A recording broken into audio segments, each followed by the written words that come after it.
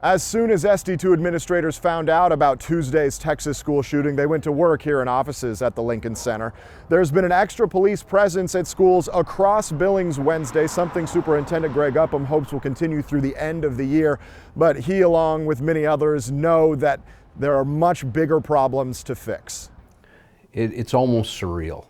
That was Upham's first reaction to this latest tragedy, one of stunned acceptance. Are you frustrated that you have to be aware of it? Oh, absolutely.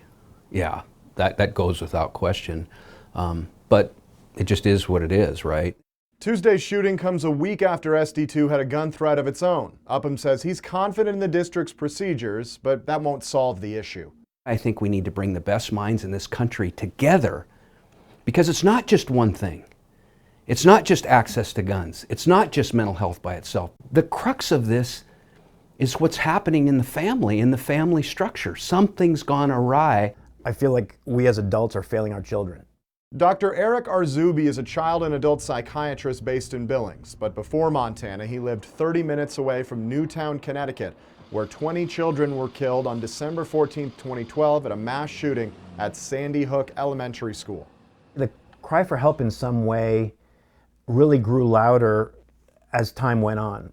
When all that noise sort of fades and there's more quiet, that's when things can become a lot more difficult, especially for the folks in that community.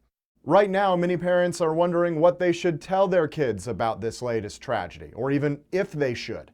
Arzubi says yes, no matter their age. Our kids will know very quickly if we're not being honest or if we're trying to hide something. And so I think in the interest of, number one, promoting trust, but there's some caveats to that, right? We don't want to turn on, CNN or Fox News all day long every day. Let's find out what's going on and then kind of move on. Arzubi, a father of two, says age-appropriate language is key, as well as tone.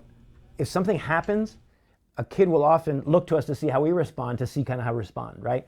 So I think we need to be very aware of how we're reacting to things, because how we react is going to influence how they react. It's advice Upham is ready to listen to, and he hopes he's not alone. Regardless of whether you're Republican, Democrat, right, left, it doesn't matter. Get the best minds in the country to say what is causing this type of behavior. In Billings, Casey Conlon, MTN News.